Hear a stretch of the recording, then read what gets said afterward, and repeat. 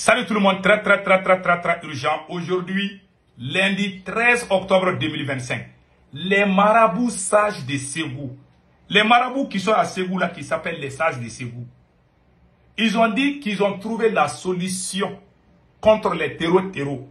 Ils demandent à tous les Maliens, il y a une incantation, je ne sais pas, ils ont dit que dans le Coran, il y a un mot qui s'appelle Ya Kalibou, Ya Kalibou, Ya Kalibou. Que si les Maliens disent ça plusieurs fois, que le Mali va gagner contre les terreaux. Les sages de Ségou, hein, les marabouts là qui sont là-bas, chaque jour ils disent que Alassane Ouattara ne va pas faire troisième mandat. Je vous laisse écouter vous-même. Vous allez écouter les sages de Ségou et après nous allons décortiquer ce qu'ils sont en train de dire. Et on verra. Voilà. Je vous laisse écouter les sages de Ségou. Voilà.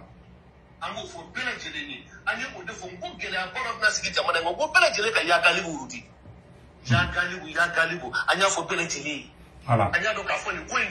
Ils disent ils ont fait leur truc là, leur maraboutage là. Ils ont regardé dans le Coran que Dieu les a montré que la seule solution, les sages de Ségou, on ne sait pas s'ils parlent avec Dieu ou pas. Les sages de Ségou disent ils ont consulté le Coran que Dieu les a dit de dire aux Maliens que tout le monde doit dire Ya Kalibou, Ya Kalibou, Ya Kalibou. Que si les gens disent que ce mot-là, c'est un mot sacré, c'est un mot, un nom de Dieu. Que si tout le monde dit chaque fois Ya Kalibou, Ya Kalibou, Ya Kalibou, que le Mali là, que c'est fini pour les terreaux. Eh, mon ventre, ma tête. Voilà des gens, hein, les sages de Ségou. Hein. Voilà les messieurs là, les sages de Ségou. C'est les mêmes personnes qui sont allées, ils ont dit qu'ils ont fait la malédiction que Alassane Ouattara ne va pas faire troisième mandat. Alassane Ouattara a fait troisième mandat. Ils ont juré que Emmanuel Macron ne va pas faire deuxième mandat. Emmanuel Macron a fait deuxième mandat. Aujourd'hui, ces mêmes sages de Ségou sont venus nous chauffer les tympans pour dire que Dieu les a dit, Dieu les a donné un message pour envoyer ça au peuple malien. Que pour que le problème du Mali finisse, que tout le monde n'a qu'à dire Ya Kalibou, Ya Kalibou, Ya Kalibou, Ya Kalibou. Que ça aille dans le Coran, hein, que c'est Dieu qui les a dit de dire ça aux Maliens. Vous pensez qu'on construit une nation avec des bêtises ou des cinémas? Je vous laisse écouter encore une fois.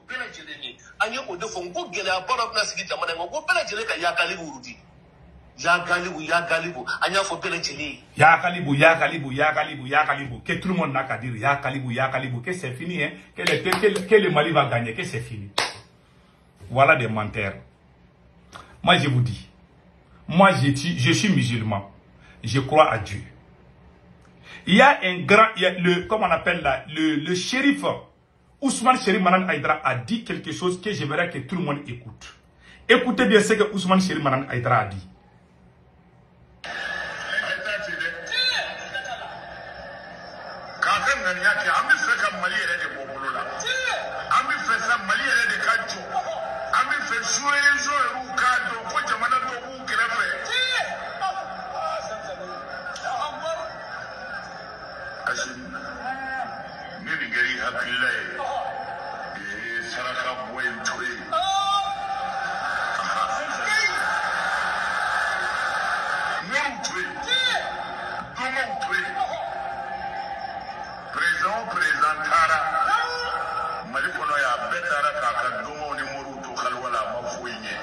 Merci.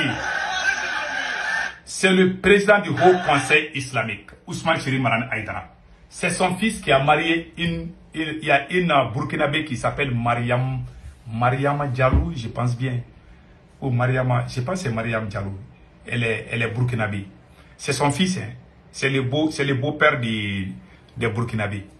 C'est le président du Haut Conseil islamique du Mali. Il a dit, quand tu es président, tu dois travailler en toute honnêteté. Voilà un vrai musulman. J'aime ce monsieur-là. Il dit la vérité. Ousmane, les Burkinabés le connaissent. Les Burkinabés l'aiment beaucoup. Hein. Il est très connu au Burkina, Ousmane Chérif Manan Aïdara. Quand il va au Burkina Faso, tu dis Aïdara, les gens le connaissent. C'est lui le président de tous les musulmans du Mali. Il dit qu'il a le début de la transition du Mali. Il a dit à Assimi Goïta, écoutez bien. Si tu veux réussir dans la transition, il faut combattre la corruption. Il faut combattre l'injustice. Il faut faire de telle sorte que le Mali avance. Si tu as cette idée en tête, tu n'as pas besoin ni des féticheurs, ni des marabouts, parce que ta mission là sera protégée par le tout-puissant Allah. Tu n'as pas besoin d'aller consulter les marabouts. Que tous les présidents là qui sont tombés là, ils sont tombés quand leurs marabouts étaient en train de faire les doigts ou là. Donc si c'est marabout qui peut sauver le pouvoir là, ces présidents qui se sont succédés là, et ils n'allaient pas tomber. Donc ces histoires de maraboutage là, il ne faut pas trop se fier à ça.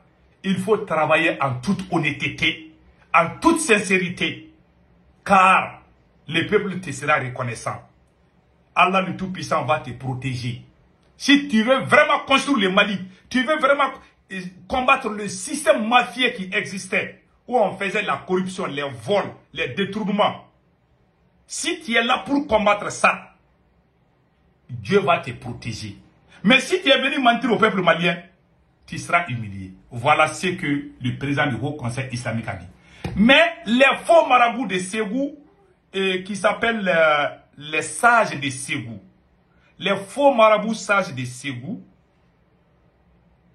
sortent pour mentir. Il y a les vrais marabouts à Ségou. Il y a des bons marabouts à Ségou. Et ils ne parlent pas. Ces faux sages marabouts de Ségou là, les sages de Ségou là, et ils disent que non, il y a un calibre, que quand tous les Maliens disent ça, que c'est fini. Si on est dans le problème aujourd'hui là, c'est parce qu'Assimi Goïta n'a pas été sincère. Ce n'est pas un problème de maraboutage, ce n'est pas un problème de fétichisme, ce n'est pas un problème, c'est la France. C'est lui-même Assimi Goïta. En 2011 et en 2022, 2023, 2021, 22, 23, pendant ces années, le Mali combattait les terreaux. Les terreaux avaient presque disparu au Mali. On était content. Quand Assimi Goïta a commencé à combattre les vrais révolutionnaires, c'est en ce moment que les terreaux ont eu confiance et puis ils se sont renforcés et puis venir occuper plusieurs endroits stratégiques du Mali. Plusieurs endroits stratégiques du Mali. Quand vous êtes divisé, vous êtes faible. Quand vous êtes unis, vous êtes fort. C'est cette politique qui a manqué à notre président Assimi Goïta. Au début de la transition, le Burkina s'est référé du Mali, non? Le Burkina était fier du Mali, le Niger était fier du... Voilà pourquoi il y a eu coup d'État dans ces pays-là. Parce que tout le monde voulait être comme le Mali. C'est parce qu'il y avait une équipe qui travaillait bien. Et cette équipe-là, c'est le M5 RFP qui a tout mis en place. Malheureusement, Assimi Goïta a trahi le M5. Il pensait qu'il est arrivé au haut niveau. Maintenant, il se débarrasse de ceux qui l'ont aidé. Il pense qu'en trahissant les autres, qu'il peut arriver à ses fins. Mais il y a ce qu'on appelle le karma. Il y a karma là. Quand karma te frappe là, toi tu te poses la question, mais qu'est-ce qui se passe? Est-ce qu'on ne m'a pas marabouté? Tu vas aller voir tous les marabouts du Mali. Tu vois, tous les marabouts du Mali peuvent faire la vérité. Ils vont aller lire le Coran. Ils peuvent même pas, même si Assimi Goïta va dormir au pèlerinage là-bas, il ne va pas échapper. Tant qu'il ne se ressaisisse pas.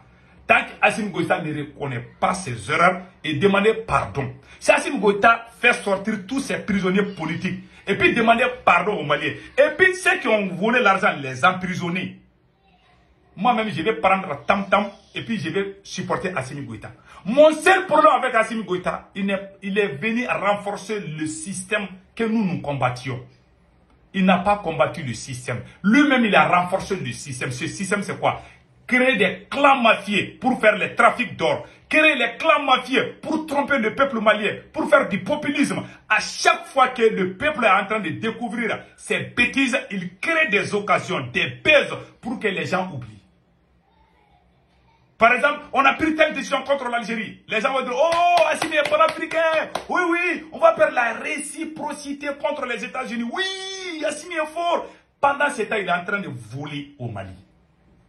Quand tu parles, les gens qui ont l'esprit faible, ils vont dire, non, lui là, un président qui passe. Il y a certains qui pensent que panafricanisme veut dire s'attaquer aux autres pays, dire des mots durs.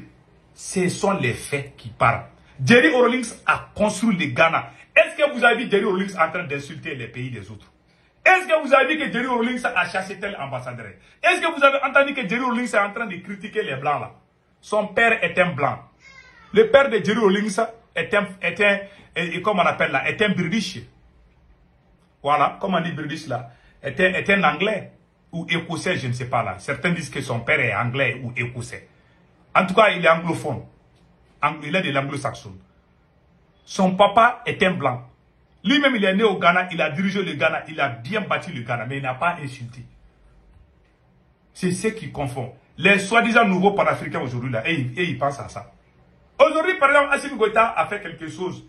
Il a porté plainte contre l'Algérie, on a tapé, ouh, Assimi est fort. Maintenant, avec les États-Unis, oh, il a fait la réciprocité, ouh, les gens sont contents.